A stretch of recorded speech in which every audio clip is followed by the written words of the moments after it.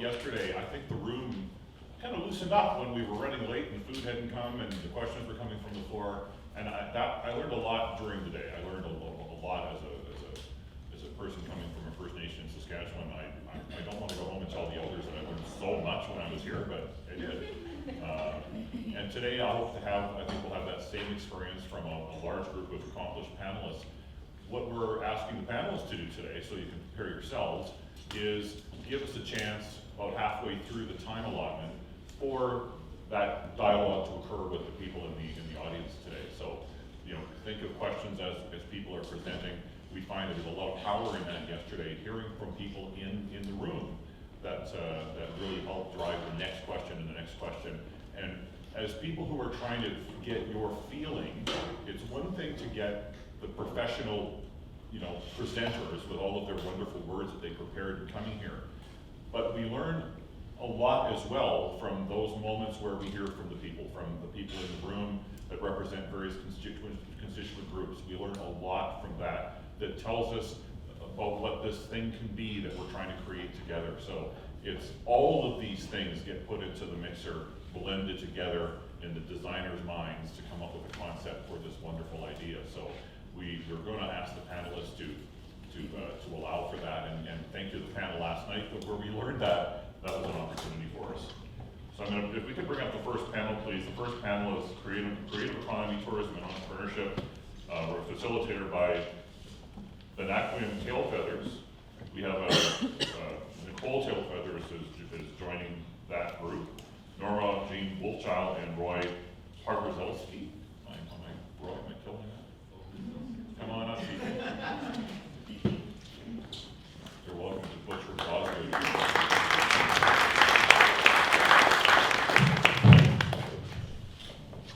Get this right here.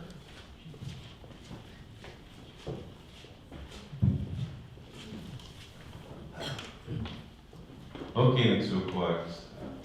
Nstuanikok Binakwim, Tailfeathers, be facilitating today. So I think yesterday things ran a little bit differently. We kind of took a piece each. Everybody talked for maybe 20 minutes at a time, but I think the idea is really to have a conversation with everybody and to kind of open it up to the crowd as well. So what I was hoping to do is actually open up for questions after a little while. We might maybe take 5-10 minutes each and kind of speak about what we wanted to talk about, and then maybe open it up to you guys. So yesterday I had the privilege of being here and watching everybody speak, and what I really got from it was that we have so much knowledge in this room. We have elders, we have dignitaries, scholars, representatives from all facets of all of these awesome organizations in Lethbridge area. So it's a real honor to be up here to speak with everybody and to really get our ideas out there and see if we can't do something to help develop something for this cultural center. So yeah, I wanted to also say that I've always heard Buffalo is the new, or the education is the new Buffalo, but for me, I feel like business is the new Buffalo. I feel that it can bring sustenance to our people again, and I think that it can really help us improve our quality of life through entrepreneurship and through business. So I think it's really important that we have these conversations and that we have people experience like this that can add their knowledge to the conversation as well. So yeah, I'm just honored to be here. Currently I work with Business Link, and I also work with Tech Connect. So with Business Link, I'm the Indigenous business facilitator, and Tech Connect, I work with business advising. So people come to me with their ideas, and I help them develop their business, and we give them the tools and the network to really help them succeed.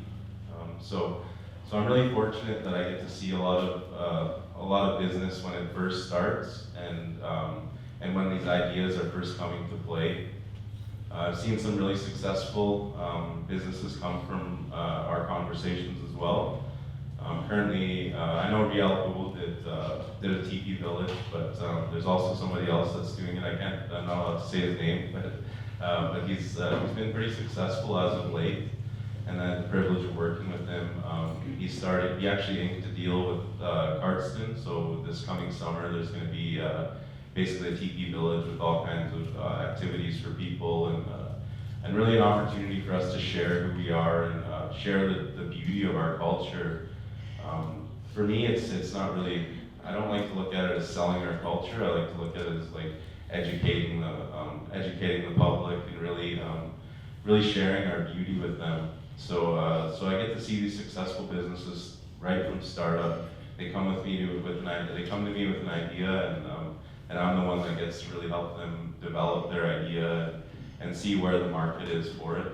So I'm really privileged to be a part of that, and I'm really privileged to be a part of helping our people, and improving our quality of life. So with that, I'll pass the mic on, and we'll all take maybe 5-10 minutes each, kind of say your spiel, and then from there, I'd like to maybe open it up for questions and kind of maybe have the conversation start with us. So with that, I'll pass the mic on. Okay, good morning. My name is Norma Walchild. I work for Ledger Economic Development. I'm the Small Business Development Officer. I've been with Economic Development since 2005. I started off as a summer student. What was supposed to be like, I guess, basically doing bookkeeping, accounting for our entrepreneurs, because I was majoring in accounting. But it didn't turn out that way. I learned a lot about entrepreneurship, small business. And so I've been with them since then, working on and off with different projects, covering the then Small Business Development Officer. And then in 2009, I became the permanent Small Business Development Officer. So December, I'll be there 10 years. Yay. I have to say that. I'm so proud of myself.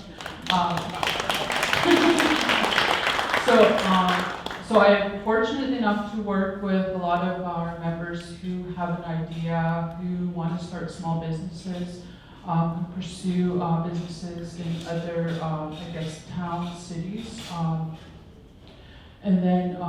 But then we do have some very strict guidelines. So sometimes I'm like very disappointing to some people, which I, kind of don't like about my job. But working with the ones that really make that effort to look beyond, what is, look off the reserve, see what's out there. But today I just want to talk about, how the Cultural Center will play a role in promoting our, Indigenous entrepreneurial efforts.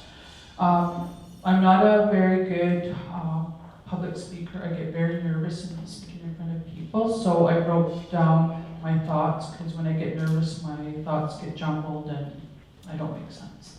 So apologize, I'll have to read off my cue card. The Cultural Center will be a welcoming opportunity for many aspiring and current artisans, crafters, and tourist operators to be able to share their culture and talents.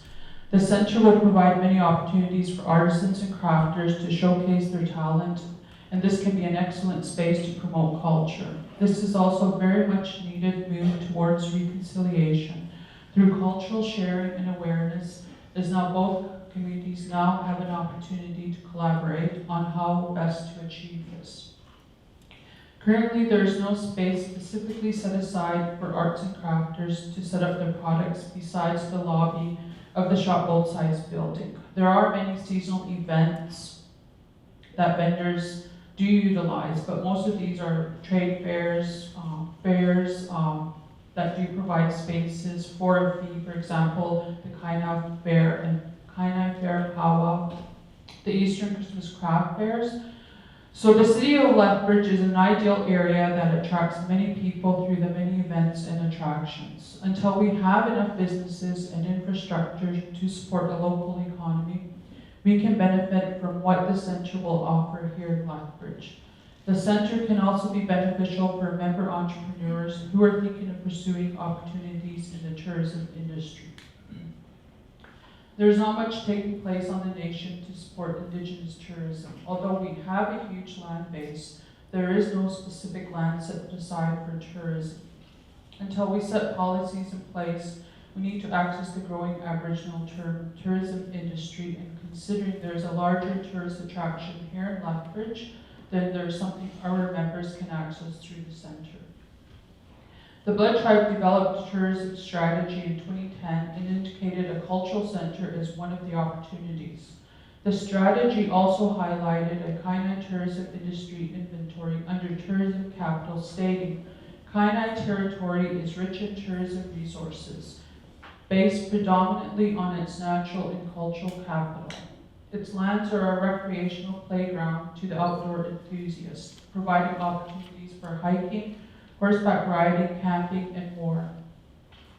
Its numerous water bodies host activities such as boating, canoeing, rafting, and swimming, and its winter snows, particularly in the timber limit, have the potential to attract activity seekers of backcountry skiing, cross-country touring, and snowmobiling. Its rich biodiversity promotes fishing, hunting, wildlife viewing, and photography. And its rich past offers numerous cultural and heritage tourism opportunities. The larger study also hosts numerous annual events and other activities such as GALT, sporting events, and craft shopping for less adventurous visitors. So we realize we have the resources and potential to have a tourism industry, and creating this partnership with the centre will have a positive impact on our Indigenous culture, which will highlight our language, dance, music, arts, crafts, beading, leatherwork, language, celebrations, powwows, etc. This will definitely bring pride to our community as we will be able to share in a meaningful way. This could also create opportunities to provide instructional programs focused on arts and crafts, using this as a form of cultural awareness and teaching mechanism. Having a gift shop that has merchandise created by our very own Indigenous people will provide the authentically made by local Indigenous people many tourists are seeking. While we are talking about this centre and the many benefits it can provide, we must also look at the challenges many of our entrepreneurs experience when starting their entrepreneurial journey. And then just some of the challenges may be that, they lack the money or funding to start businesses or expand their business. There is, like I mentioned, there is no specific area or building to showcase arts and crafters, no marketing strategy, the competition with many non-Indigenous merchandise, and which is usually lower in price. There's a lack of local transportation system, and the tribe itself does not have a large cultural center to support local artisans, and traffic flow is limited to local members. In order to be successful in providing a space dedicated to artisans, crafters, tourism businesses, we need to find out what it is that they need to be able to support them on their endeavors. We also need to ensure the space is adequate and supporting small business support services, ensuring they have access to training and funding opportunities. This could be to ensure partnerships are in place with organizations focused on building an entrepreneurial system. Currently, there are many organizations who offer support in all phases of the entrepreneur's journey. For example, Blood Tribe has created a partnership with TechConnect Lethbridge to provide additional support to Indigenous entrepreneurs who may have difficulty accessing on-reserve and support services. There also needs to be proper protocols in place to ensure the sharing of culture is respectful and elder approved. Utilizing successful artists and crafters to assist in developing the centre, and now they got to where they are now. So the centre will be a positive presence in the community, which hopefully will improve the relationship amongst all community members. Okay, Nidanika Cold Feathers. I work out at the Pigani Nation. I'm the researcher for the nation.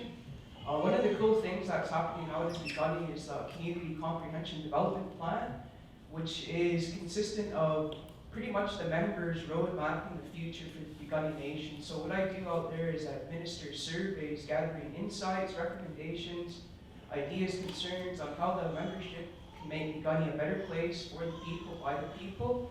So that's just one of the cool things that's happening now in Piikani. Another cool thing is on October 7th, we did the groundbreaking ceremony for the new visitor tourism travel center. That's going to be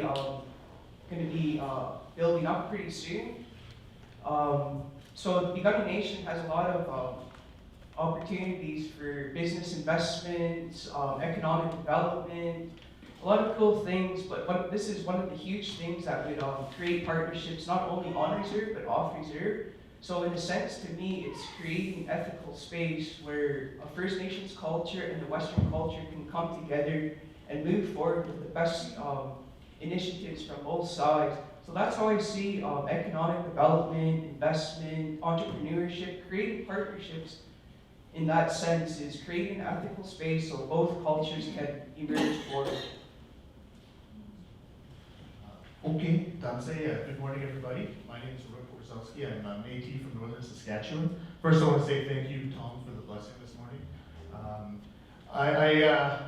I came to Lethbridge in 2009, and I came here when the Aboriginal Council of Lethbridge was there at the time. And even back then, 10 years ago, we were talking about a cultural center in Lethbridge, something that could not only reflect the culture of the city here, but also its Indigenous populations. But before I get started, I want to start with a unique story. When I was young and I was in university, I got a job with the provincial government in Aboriginal relations. And my boss came up to me. He was a very intimidating man. He was the assistant deputy minister at the time. I think it was Donovan. And he comes up to me and he goes, "Hey, Roy, you like golf?" And I don't. I suck at golf. But he comes up to me and he asks me, "You like golf?" And I'm like, yeah, of course. Who doesn't? Yeah, golf is great. And he goes, I make clubs." And I said, "Oh, intriguing." And he goes to me, he's like, "Would you like to buy a driver off me?" And I'm a poor student who has no money. And I'm like, "Absolutely, I would." And he's like, "That'll be $300. And so I paid it, and it did cost me a few bits of bad noodles down the road. But I paid him, and I got this club that I had no use for. I just had one driver, no kit, no club set. And I went to the driving range a lot that time, and I actually got fairly good. But you know, when I reflect back on that story and all that type of things, you know, being in business, being in entrepreneurship, is much like that. You know, it's all about making deals. It's all about, you know, I don't know, just like being in moment, being in space. And today I have the pleasure of being up here on this panel to talk a bit about entrepreneurship. And it's a lucky day for me as well. Another funny tidbit, because I get to see Roy Wieselfat here, and he's been on 2 of my hiring panels, both for the city and the university. So I feel lucky when I get to see Roy, and we share the same name. So as I went around, you know, I worked for the city doing reconciliation work, and again, cultural center was brought up. When I worked at the university, I had the pleasure of working with some great folks. A couple of them are here today that I worked with at Dr. Leroy Littlebear to look at getting a cultural center on campus that would be there for students. And that, again, that work was great. Then I made a crazy move by going back to school to do my PhD and become an entrepreneur, which is one of the craziest things I think anybody can do. I currently run a comedy club with my brother downtown. It's called Good Times. And when I think about it, I was thinking about this panel and I was like, okay, well, how does this fit into a cultural center kind of ideology? And one thing I was thinking about, well, humor. Humor is a big part of my upbringing as a Métis person in Saskatchewan. And like I always said, my grandma's one of the funniest people I know. She's one of the first comedians I ever met. She's got a real sick humor, which I appreciate. And me and my brother opened up this comedy club for people to kind of enjoy humor. And it's become a space where Aboriginal comedians, First Nations, Métis, Inuit, well, I haven't seen an Inuit comedian yet in Lethbridge, but they come on stage and they present their comedy. And it's really kind of cool to see that development and that humor come out in a performance arts perspective. We also run an entertainment company called Pogo Bros. Me and my brother just put our name to it. We said, hey, we love karaoke. So if we love karaoke, why not get paid to do it while we enjoy it? And that's what started that business, which launched into festivals and events. And then I run a consultancy company. And the one thing I can say becoming an entrepreneur, and I love the idea of this social incubator, this space where we can develop ideas. It's one of the hardest things ever.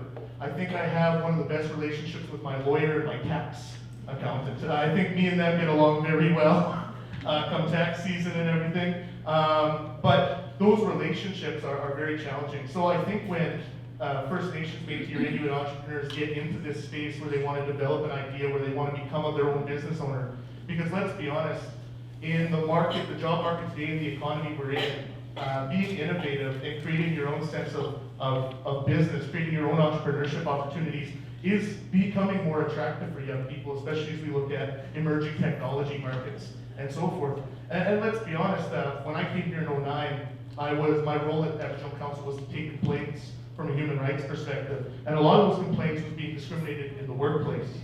And so even today, that hasn't changed too much. We still have to work on getting our employment sector on board with hiring First Nations, Métis, and Inuit people. And before I end off here, I just want to say, a lot of people come up and say that you're an Aboriginal entrepreneur, and like we were talking about, I don't really like that too much, because I am just an entrepreneur who happens to be Métis. And I think that we have to change that language than saying you're an Indigenous entrepreneur, you're an Aboriginal entrepreneur. No, I'm a Métis entrepreneur. I'm an entrepreneur who just happens to be making it like everyone else, trying to make a buck, struggling through the low times. Man, there's big low times and there's big high times. But celebrating the journey with my partners and my brother and everybody. So I'm really excited about this space from a business, tourism, and entrepreneurship perspective, because I think there's a real opportunity to spur more entrepreneurialism in young people and just anyone in general. So that's what excites me about it.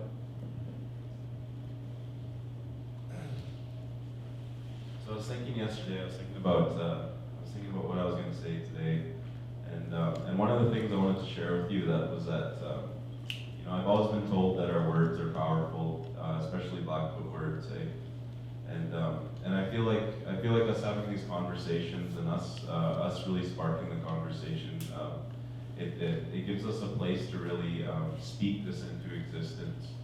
So I think the more that we talk about these things, and the more that we really look to the future positively, I think we're really going to improve our quality of life. And I'm sitting here and I'm looking over at this gift shop, and how many Blackfoot artists are featured in this gift shop? How many of those items are made in China? You can buy a little bow and arrow made in China, but I think it's really important that we need to change that narrative. We really need to think about, supporting our local businesses and supporting our local economy, because these people are trying, man. These people come to me every day, and they want to make it, and they have the will to succeed. Sometimes they don't have the resources, but they're willing to find those. I work with, one of our partners is the Alberta Indigenous Investment Corporation. And what they do is they fund a lot of these businesses. So they have grants and loans up to $100,000, and it's really helped these businesses start up. But the thing is, these businesses need a market. You can't just start a business and walk into it and think that you're going to be a millionaire the next day, because it's not true. And you need to be doing your market research and really have that platform to sell your items. And I don't see that here, and I don't see it on Reserve either. We have a small marketplace in the building, we call it. But it's the Shop Both Sides building, and there's vendors that'll set up there, and they pay a small fee. I think it's $50 or something for set up. 50, I think. Oh, there's no charge. Yeah, there's no charge, but the space is limited anyways. There's only room for so many vendors, and it's just and it's not really in a spot where we can attract tourism. And people don't take the chance to actually drive into Standoff, drive up to the building. There's nothing displaying that there's any business happening there. So people wouldn't know. People just drive, millions and millions and millions of dollars drive right by us every day. I know there was a feasibility study on Alberta tourism, and I can't remember the number, but it was in like the hundreds of millions of dollars that drive right by our reserve every day. And I see so many barriers too. Like, I feel like our people are holding ourselves back sometimes too. I feel like our organizations and stuff on Reserve, there's a lot of resistance to change. And I think it's important for us to change that narrative and really look to the future and be innovative. You know, we gotta change the way we're thinking because it's not working right now, and it's not supporting Indigenous businesses. So I've been fortunate enough to work with some really skilled entrepreneurs.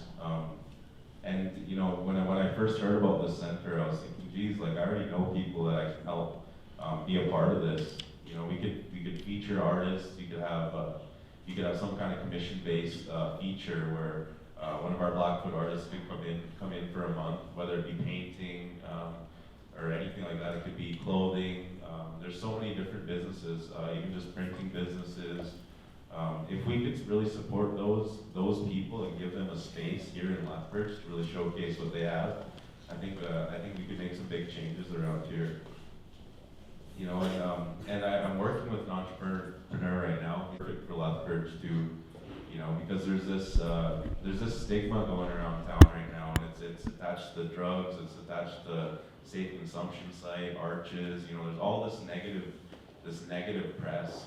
We were talking about this with Tech Connect. We had a team meeting with Economic Development Lethbridge and a few of the heavy hitters in town. I was fortunate enough to sit at the table with them, and we were talking about this. And it's like you search Lethbridge, and one of the first things that comes up is our negative press on the safe consumption site. You know, a lot of negative comments online about Indigenous people, and you know the thing is that they haven't had a chance to really get to know us because we haven't even given them that chance. You know, I have another friend in the crowd that went to a show last week, and she was treated really bad by her server when their table spent, you know, over $400 there that night, and her server was giving her a hard time, and he was threatening to call the cops on her. And you know, in his mindset, there was nothing wrong with that because that's what he's been conditioned to do. He's been conditioned to think about us negatively. So I think really changing that narrative and moving forward in a positive direction and really focusing on innovating and making some changes around here. You know, I have a vision, and I have a vision that through business and entrepreneurship, you know, we're gonna get out of the struggle. You know, we're gonna improve the quality of life for our people, and we're gonna be able to share what we have with the world. So these people come here every year. You know, one of the first places they come is GALT Museum. They go into that little gift shop. They can buy stuff from West Coast. They can buy stuff from you know, East Coast. They can buy stuff from China. You know, but can they buy stuff from us? You know, it's just not there. And you know, you go into that gift shop. There's a map. I was looking at this map. I was talking with this guy yesterday, and it has name places. It has all these name places, and they even had Blackfoot name places in Cree. And I was thinking, what the hell? You know, like this isn't representing who we are. How are these people going to learn anything about us if they walk into gift shops like that? You know, I have nothing against the GALT or anything, but I think it's time to really innovate, and I think it's time to really promote Indigenous business and to both promote our people and show them how beautiful we are. You know, there's so many aspects of our culture. You know, we have language, and we have culture, and even like our own. I don't want to call it religion, but if we have our ceremonial practices being a part of that place, you know, a place to smudge, a place to speak, a place to meet. You know, I don't see that here. I don't see it in Lethbridge, and it's time that we do that. There was a couple, or maybe it was last week. I went to this thing. It's called the Winter Count, and it's Indigenous beauty, culture, fashion. It was a beautiful show. It was in Calgary. They had it at the new library downtown. So me and my wife went there, and she really wanted to go. You know, I wasn't too keen on going because I'm not like super into fashion or anything, but we went there anyways, and it was beautiful, man. It was beautiful. With all these Indians dressed up nice, and you know, all dressed to the nines. All these artists, all these entrepreneurs, you know, with their small businesses and their creations. You know, and I saw the models were every size. You know, there's a big girl that just owned the stage. You know, she just owned it, and it was so. It made me, you know, it made me almost choked up. I was thinking, geez, this is beautiful. You know, why aren't we sharing this with the world? You know, and it's just not happening here. You know, there's a huge urban Indian population in Lethbridge, Calgary, all these big cities, and we're just not addressing them, and we're not giving them the resources they need. Because most of these resources are kind of based out of the reserve, and I feel like that can be an issue sometimes, because there's a lot of us out here going to school. You know, a lot of us at University of Lethbridge, the college, you know, Red Crow College, off campus, the satellite campus. There's a lot of people working in Lethbridge too. There's a lot of Indigenous people here. We're making an impact on the city, but we're all doing it separately. You know, could you imagine if we had a space for us all to do that together, and for us to feature Indigenous artists, and for us to support small business?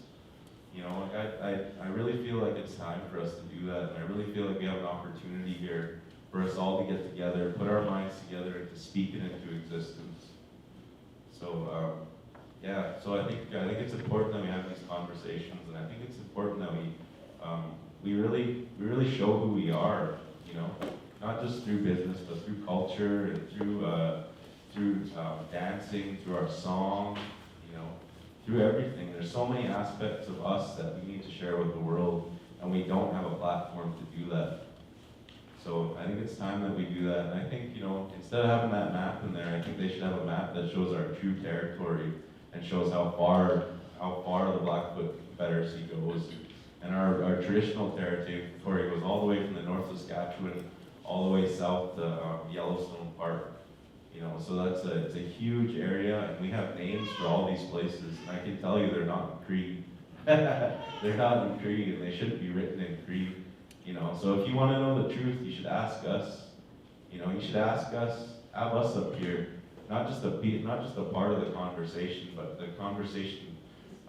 We should be owning the conversation. We should be the ones telling you what we want. And I can tell you, I know what we want, and we want a platform for us all to show you guys how beautiful we are. Yep.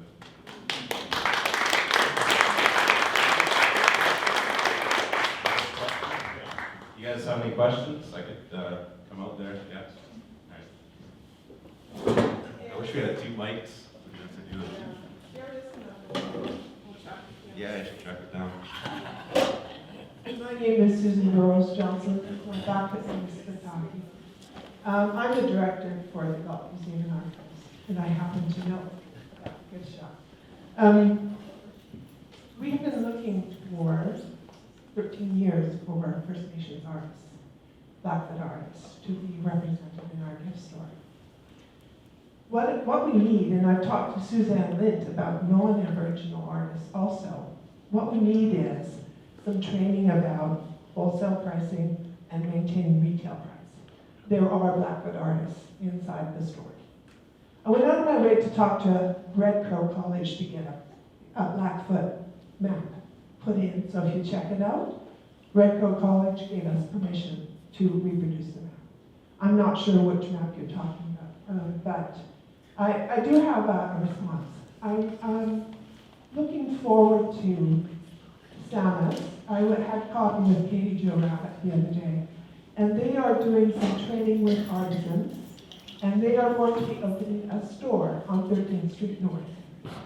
I've also talked to Ryan Heavyhead about a teepee village, and Travis played it here, about a teepee village down at the fort.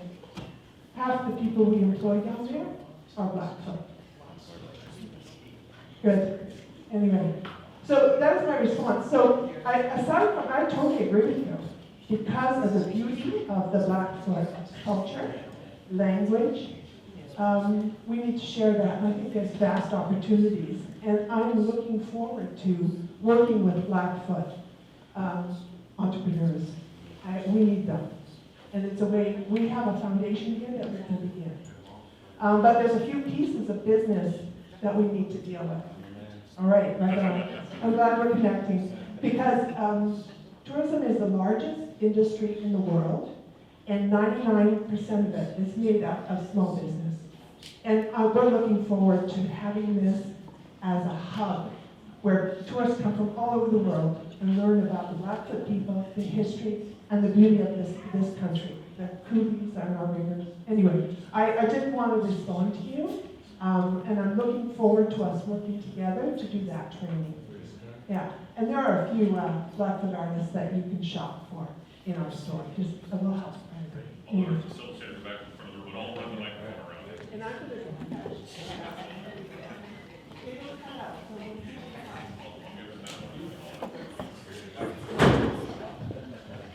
I mean, the deal was just cut there. We'll cross the paper. That's what happens when you start the conversation, you know, you have to challenge the status quo. But yeah, any other questions, anything from the panelists? Question, Roy? Oh, one up here, sorry. I'll get over to Roy. I don't see the light coming on, there we go. Good morning. Blair, first rider. Make good business, but I work with Alberta Culture and Tourism. But anyways, yeah, it's encouraging what your subject matter. Made a few notes here. You mentioned 4 season tourism potential. And so I wonder if you're going to explore ecotourism. In my experience working with Alberta Culture and Tourism, a lot of the visitors want hands-on experiences. And, you know, we're known as being a visible minority, but usually in a negative context. But we're also an invisible minority. I watch TV, or too much TV, mostly sports, but I've noticed that there's good representation of Caucasian, Asian, African American in advertising. Very little, if any, Native American promotion or advertising. And one of you mentioned that we're at the crossroads here. We're in a tourism mecca. 49 parallels right here to Oregon, Washington, Highway 2, Highway 3. Canada's really missing the whole. The guy's got that smashed, 6 guys got interpretive part. Browning has their museum. And so, yeah, we need to come up with something to attract. And I agree with this gift shop mentality that there's too much knockoffs and other reproductions representing our people. So cottage craft industries, if you explore that, and yeah, challenging, but I think potential is there, unrealized potential. Thank you.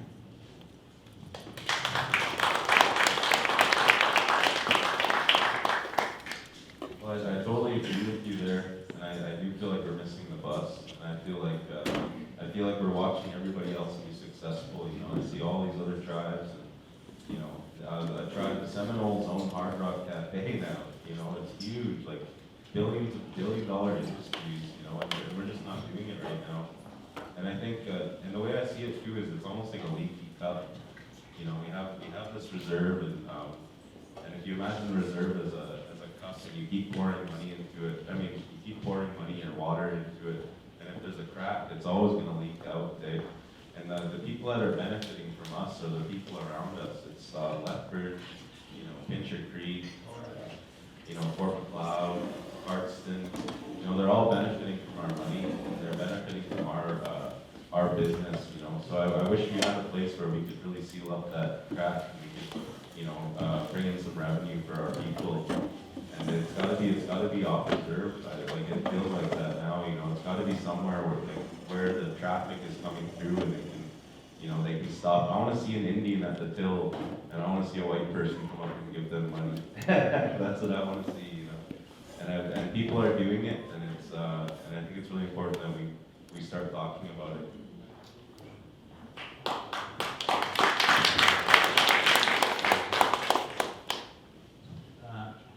I guess when I like to ask, or see if there's any studies that have been done on economic development as far as entrepreneurship, business, all those kind of, money-making ideas for our community? Because when we did the social economic impact study at Red Crow, surveying the community said Red Crow needs a new college. So is there anything out there that is available for? Yes, we've done a few studies. We did the tourism strategy back in 2010, and that one of the main opportunities out of that one was the cultural center. And then we did an impact study, I think that was in 2012, where it did identify the amount of money that our members were spending in and around the communities. And again, it highlighted, it had number of highlighted opportunities, and one of them was the marketplace, and that's how we were able to develop that kind of marketplace. And the other one is again, what was the other one? I think tourism was another one that was identified in that. But we are working with some of those opportunities, and I think Lance would be aware of what we're working on. Okay, I think for, I guess, all the other blood drive entities and departments, I've been attending those meetings, and it's pretty hard to get everybody together and, thinking about what we should be offering to our communities, because all those entities and departments are service providers to our community. Okay, for Red Crow, basically we're upgrading students up to another level, whether it's college or university. And then they go up, and then they go into these various programs. But what we're doing at Red Crow is servicing the immediate need, and that is the blood crisis. So the blood tribe asked all its departments, what can you do to help out with these groups? And Red Crow said, we can train frontline workers to deal with the drug crisis, and we have. So we trained addictions workers, social workers. Now we're going to do a mental health program. But I'd like to see more people coming forth to Red Crow.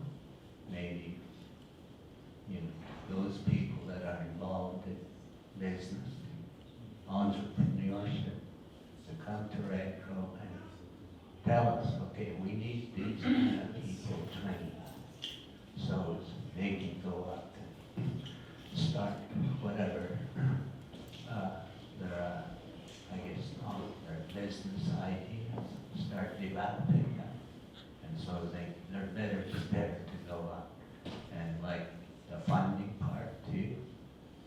So I think we have, Red Crow does buy local. We have a bit of a budget to buy local artwork, and a lot of our students produce those things. And we do showcase them at Red Crow. We have a little display case, and some people come and buy it. And whoever produced it, we give them the, whatever the product sold for. So we kind of help, a little bit. But, most of these programs that are run, I'll take the U.S. colleges. That's a very well-organized group. And each college has an entrepreneurship program.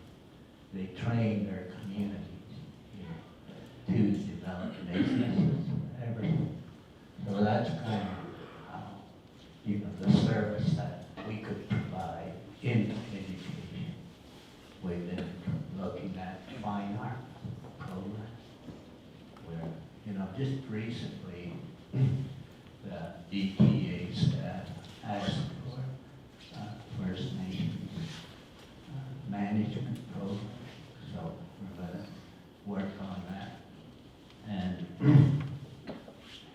again, there is a whole area that we could, look at as far as entrepreneurship.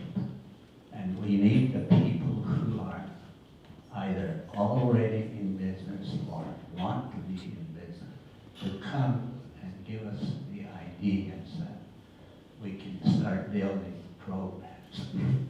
See, what I've done is, because I have an interest in agriculture, we have developed the first year agricultural program at Red Crow, which is fully transferable to Olds College.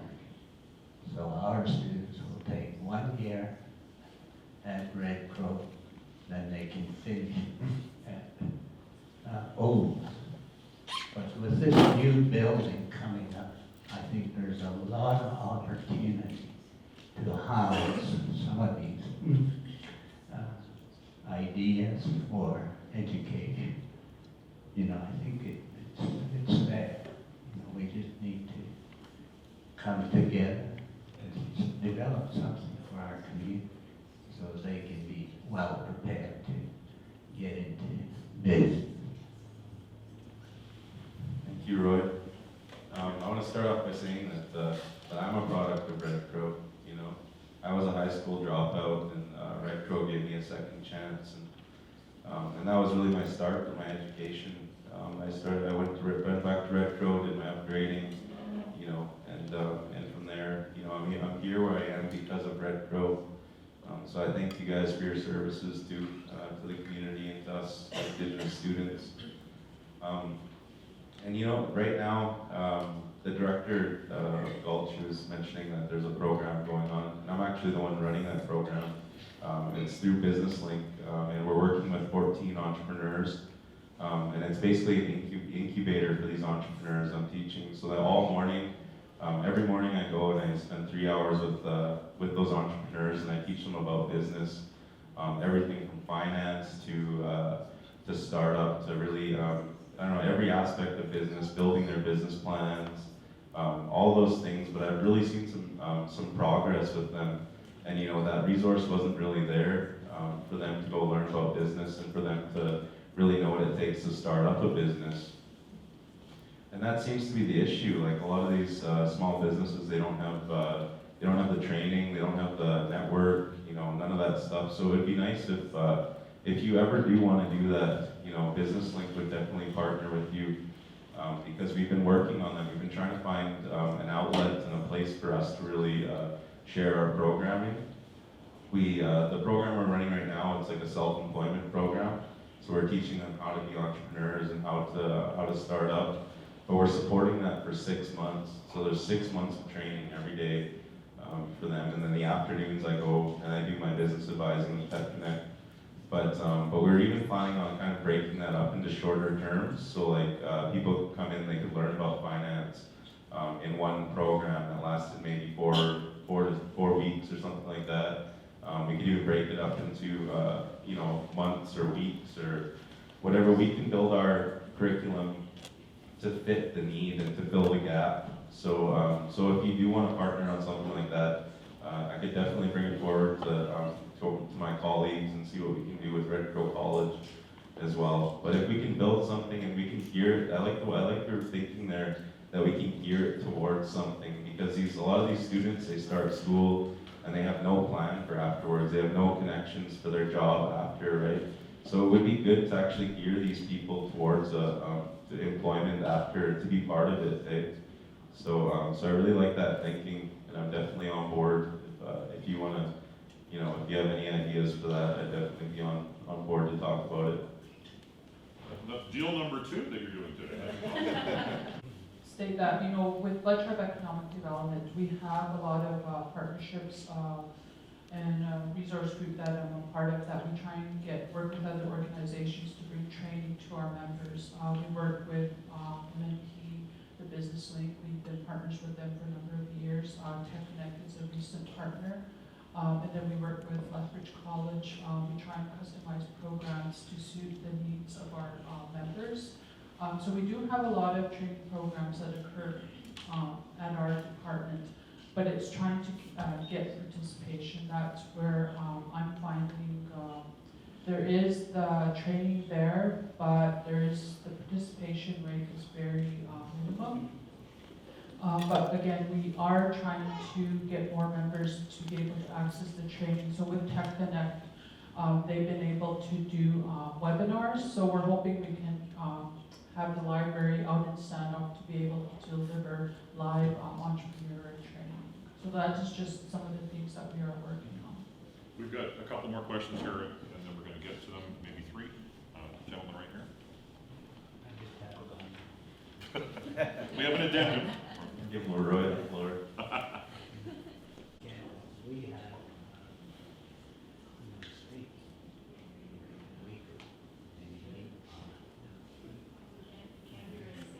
No, he's just refining the deal. They have space to put this in.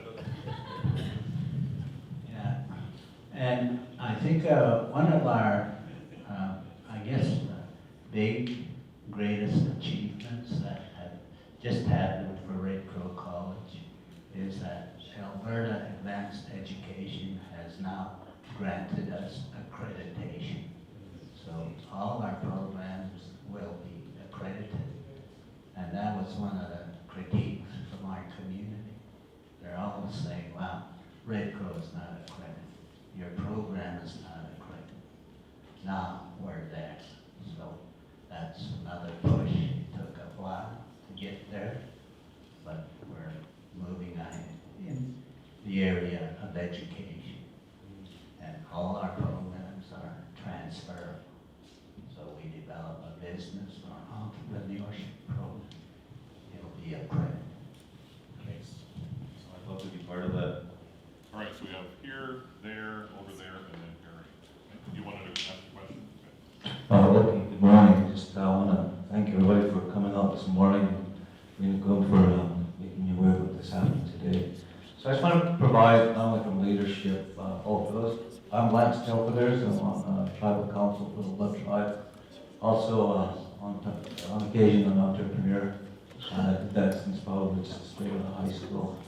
But anyway, so I know that there's a wealth of resource here. We've got an UNESCO Center.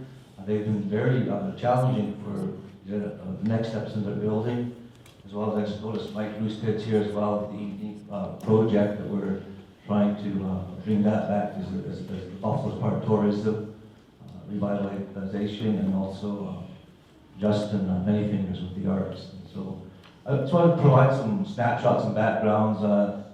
Most of you know in the 90s I lived in Albuquerque, New Mexico, until about 1998. And the reason I relocated there because there wasn't really opportunity for the arts per se on a global sense. And I realized just by paying attention at that time, we didn't have the technology or the internet the way we have today, was that was it was really rich with the culture, whether it was Hispanic or the different tribes around. So living there, I realized that there was a real, it was number one, promoting the arts and entertainment of the cities. So again, there's so much to share in that, but realizing that those resources is available. So again, it would be wise or suggest that you look now through Google is to see how those have come to be like a cultural center. So being there as an artist, a musician, there was a lot of opportunity because what they did is they provided the city was in collaboration with the various tribes and communities promoting. And the example I'll use is that Old Town, New Mexico, they created that platform, again, with those artists having economic struggle from the reservations, not really knowing how to manage their craft. They would have that opportunity where they could actually set up and within the city. So tourism, of course, you get one thing begets another. So that's something else to really look at. And again, it's really that support there from the city and the neighboring cultures and communities. And there's always something going on every day. I mean, we're just 24/7. And you have to start from somewhere, so that conversation needs to happen. The other thing too is creative people here. When I was in the entertainment industry, I was approached by different management say either you want to be the artist or you want to manage the art. But rarely you can fail if you do both. So again, we really need to support that and maybe get people into management, how to support the creative types within our cultures. So my takeaway from this is the next steps, I guess, collaborative approach. I know Norma mentioned. We're actually in talks right now with the 3 tribes here in the Black Confederacy of taking assets and looking at what's out there and trying to link all those together. So again, the question would be probably, what's the takeaway from today and those next steps? But I would very like to be proactive and still participate, provide possibly any resource or connecting other people as well. So thanks. Well, thank you for that, Lance, and I agree with you. I think one of the biggest challenges is even from a philanthropic perspective, when entrepreneurs are kind of on their own trying to drum up investment, trying to look at how risk averse they are to putting their own funds forward. I think one of the biggest challenges is how do we get people in the mindset to be kind of independent entrepreneurs where they're understanding that those two things are separate pieces, where managing a business and working in a business are two completely different things, and how we view time in business is completely a different object on its own. If you look at how much time you put into your business, and you look at people that can run the bigger picture of a business, branding, marketing, all those type of things, it's pretty wild. Our first payment for one of our startups was in hot dogs and pierogies. And we put in a lot of time. It was like 40 hours we got paid. They were delicious. But that was our payment, and because we did a rock, paper, scissors thing with an agency, it was a tournament. But looking back on that to where we kind of come to now, there's been a lot of learnings in how to actually manage the business. The creative piece, that's dreaming, that's all, but that's exactly right. How do we learn how to, what sole proprietorship is, what incorporating a business is, how to divvy out shares to different shareholders, how to manage that infrastructure, and at the same time still do what you love. So I think there's a lot of training around that aspect that a lot of entrepreneurs don't know where to access if they're not in a university or a college, taking a class on the theory of business, rather than actually going to your accountant and saying, I made this much, how do I write off a ton of stuff so that I don't have to pay the government this much? Those are the type of bigger questions I think a lot of people individually may struggle with. So I agree with what you're saying. I think there's a lot more education around that management piece that needs to be done. All right, we're gonna move on to the next one. Okay. Green lights, huh? Okay.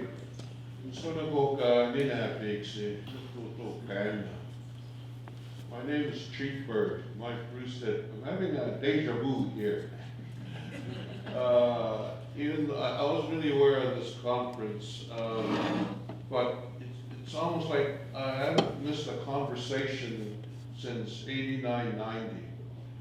There's 3 things I want to talk about. One is that the Friendship Center that I was executive director from 86 to 94, we did the first economic impact study.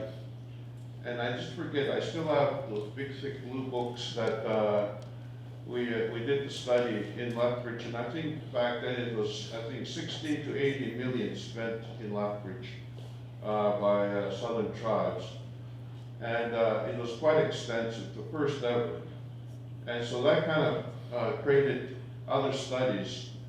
And so the point we're trying to make with that impact study was to tell Lethbridge and the citizens of Lethbridge, we spend a lot of money here, and yet the racism was quite intense, it was quite extreme in the 80s.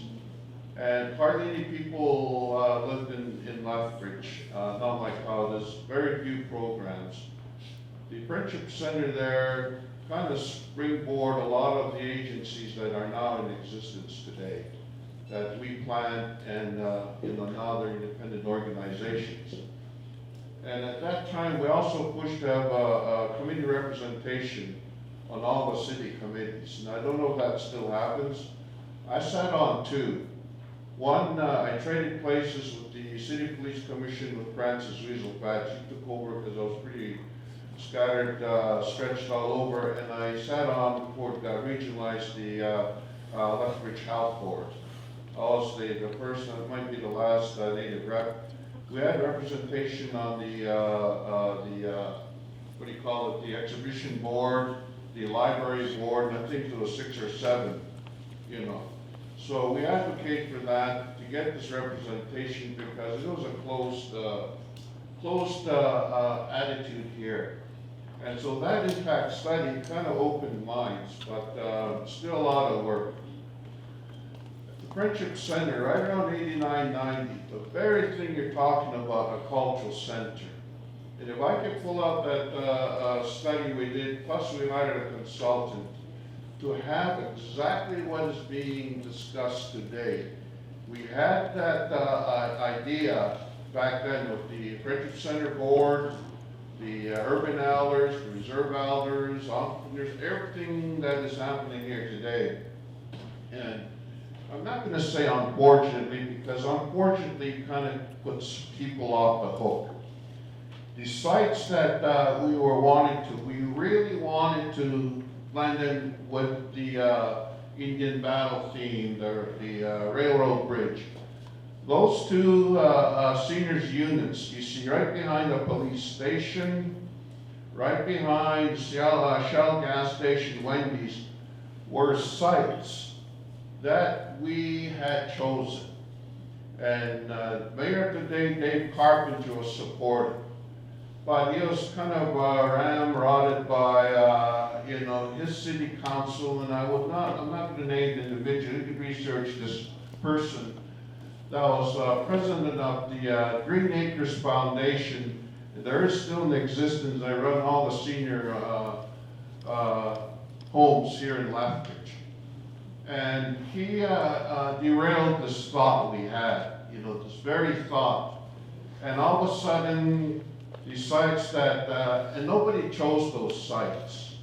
All of a sudden, there was a big plan overnight. There was going to be a seniors unit right where you see them, behind the police station, and even further. All those 3 sites we selected to build in a very comprehensive cultural center, museum, interpretive center, arts, music, stage, kind of a little bit like the Yates Center right now, to be, you know, and again, we talk about tourism. That was our intent. Besides, oh, it's going to draw the lazy, stinking Indian and all that. And those comments were directed to us, the staff at the day. And so when you're doing all this, be conscious of the attitudes of the city. There might be a pushback. Anytime we're going to develop something, there's opposition. There's that racism, that ugly head of it. We went through that. And that's what I'm saying, having a deja vu here, you know, really scan. Whoever's going to be spearheading this, really scan the attitudes. Because that attitude came right from city council, that particular individual had a lot of clout in the city, and those areas that we had our consultant do the work. We spent a lot of time on it, and it's just picking up dust today. You know, if I find that document that was done by Jacob Maruli and his company, he hired Native people. That was Marie Smallface, late Marie Smallface, Maruli's husband. And imagine a black person and pagan and blood tribe soliciting ideas, the doors closing. Because he was black and they were Indians, you know. That attitude was rampant, and people were proud almost to be racist.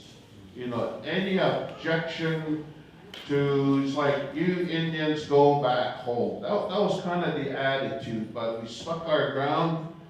And so imagine if that had happened, we'd have a very proud center on one of those 3 sites, overlooking this, having the tourists, having performers, having kids come in, having dance classes, having the regalia, you know, all the whole 100 yards. you know. And so I just want to caution you on that. And the thing is, I will strengthen you like the buffalo, put your head down in the snow here, challenge it, because there is an attitude you're going to face in this city, you know. And you're going to find out who that's non-native, that is really supportive, and that does not just provide lip service. I don't want to come on strong, but you can see the frustration coming through my voice. I wasn't the only one being frustrated. The board, the staff, the Friendship Center was at 13th Street, the previous satellite college of Red Crow. That was our office, and so we did all that. And so I would like to share that information if I get it, so that way you're not reinventing the wheel. We'll give you a foundation, and a lot of things have expanded now. A lot more educated people, a lot more entrepreneurs, a lot of everything today. And I hope it becomes a reality. And the thing is, I always thought we should have had old Mark Old Shoes and Laurie Plum put tobacco on those hills. We forgot about that. And I think it would have been a reality. We forgot about the cultural component right off the bat, giving a blessing to make it happen. We forgot about that, and when we got defeated, Percy Old Shoes was sitting there, and Joyce, Morris Grove, Keith Moon, Stan Knowlton, Evelyn Proshoe, Kelvin, a whole bunch, thinking about it. Wow, talk about being slapped in the face by supposedly civic leaders. And so, you know, everything you're talking about, we talked about, but I'm glad it's resurfacing. It has to happen, and it has to happen soon, and hopefully it's just not all talk, because here, I suspect today, there'll be a lot of talk, but all the talk, again, not to be lip service from government and the civic leaders, that becomes a reality. But racism is a very ugly head. I just want to share that with you as a former president.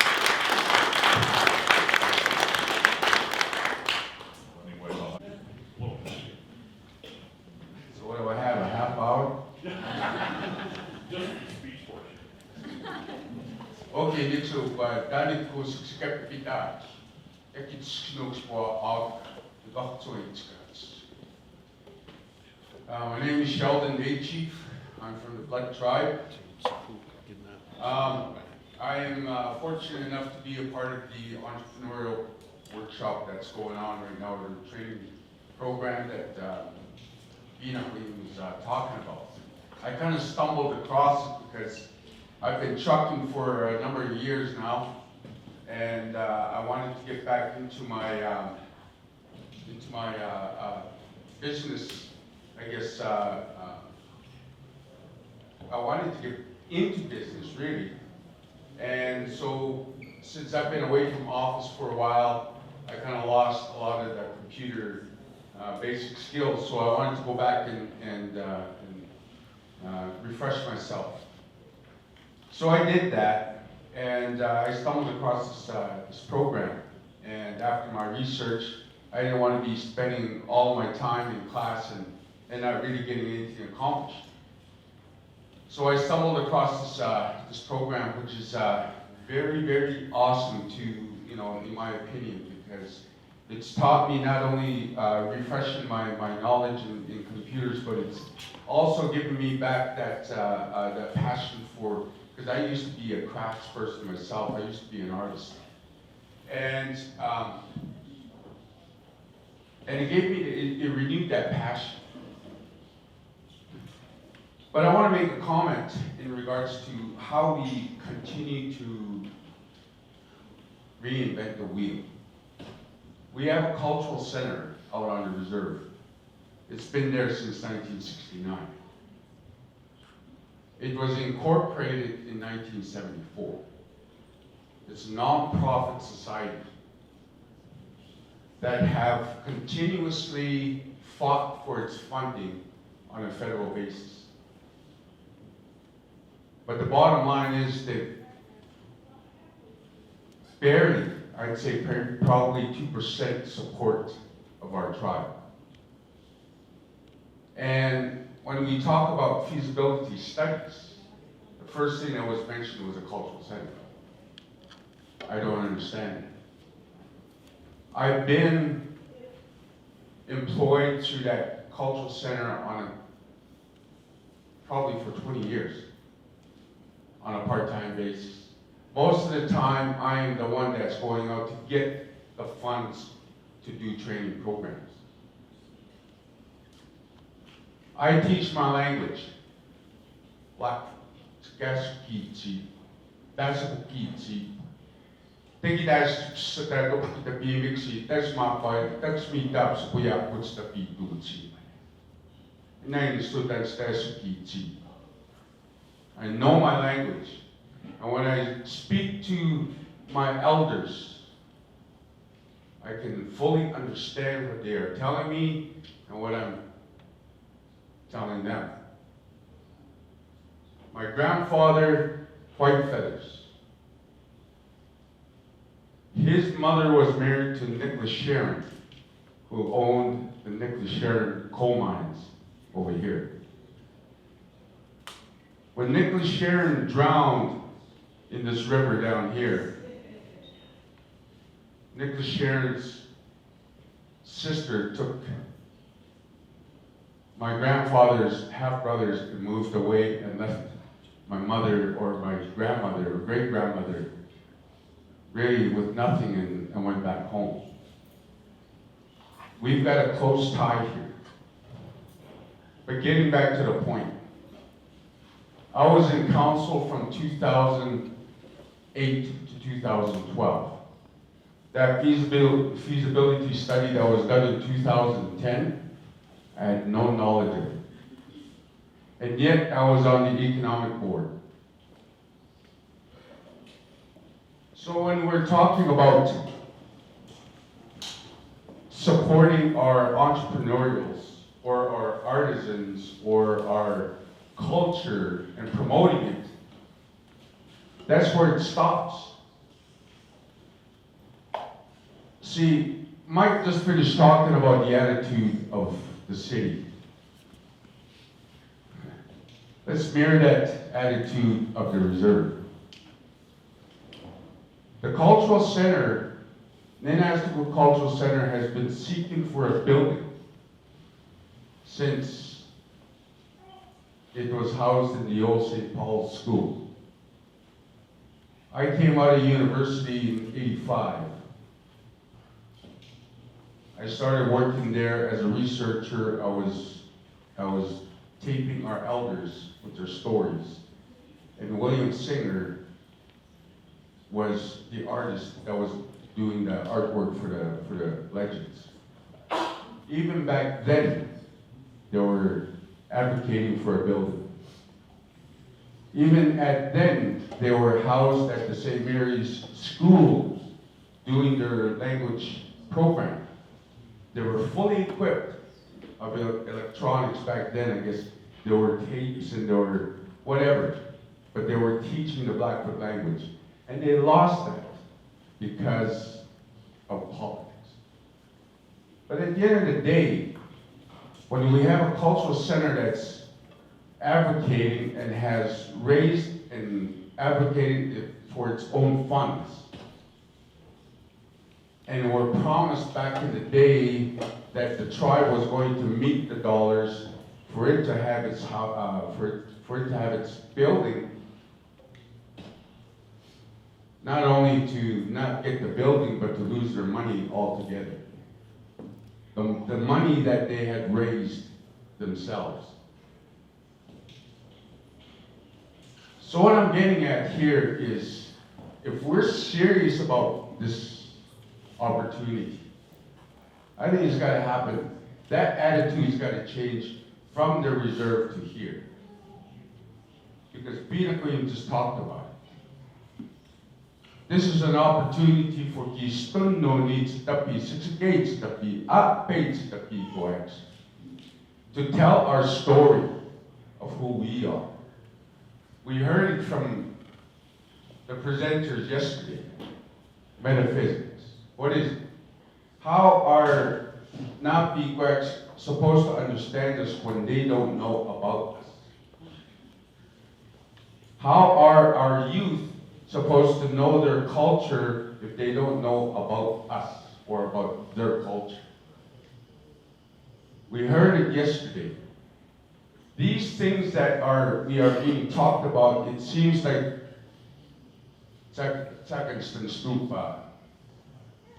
we're stepping over a whole gap.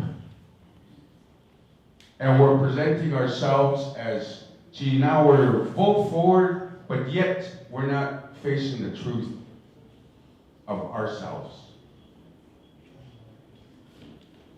I've had to take my teachings to come out to the reserve so I could partnership with the school board, so I could teach what I know of the language, of my culture, of what I call myself as a professional powwow singer and dancer.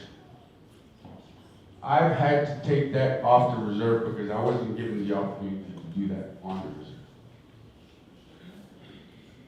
So these attitudes that we're talking about, this cultural center, it's our opportunity. But let's work together. Even in my term, trying to work with the city of Lethbridge was a big, huge resistance from the leadership itself. I'm also part of Cardston right now, promoting cultural tourism over there. But there's, in their opinion, their main concern is there's a huge resistance from the leadership of the tribe to work with the town of Cardston. And our people are having a very negative relationship with Cardston. So I told Cardston, I'd like to champion that relationship building with the tribe. Because I have a plan that we can work together on. And so that's my approach to it. But this cultural center here is our opportunity to tell our story. If you really think about it, you could go back as far as you want, and I don't think you can say when we were when we came to this area. But you can go back. There was an archaeological dig that happened at the Buffalo Jump that dated one arrowhead or an object 9,000 years ago. And that was us. But we were here before then. And then through all that time, up until 200 years ago, did the white man come here. And even in that last 100 years, did the Métis come here? Did they exist? It's our opportunity to tell our story.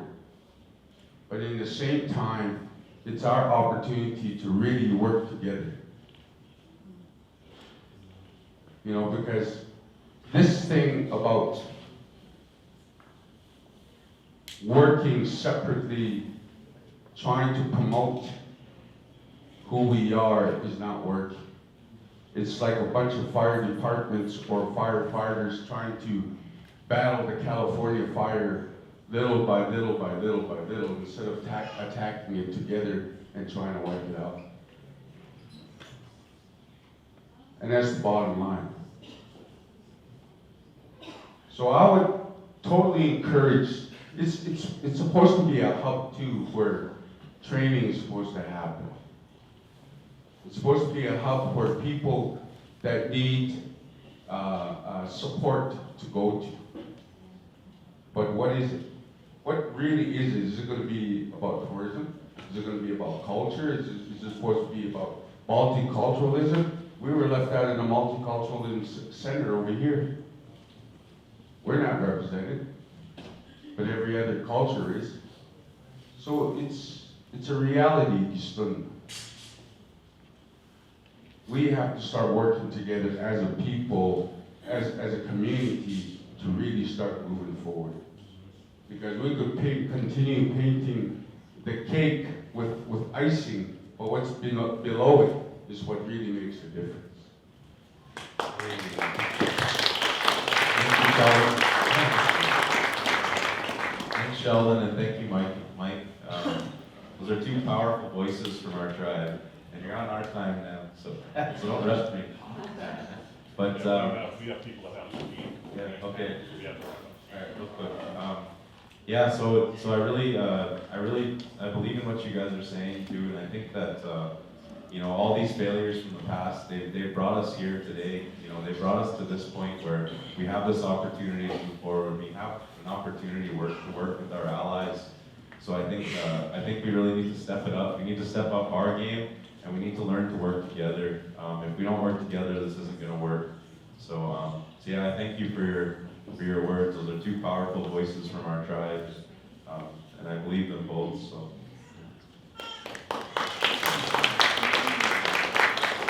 I think this topic needs a longer conference, obviously. There's some amazing ideas here. Let's thank our panel, people. All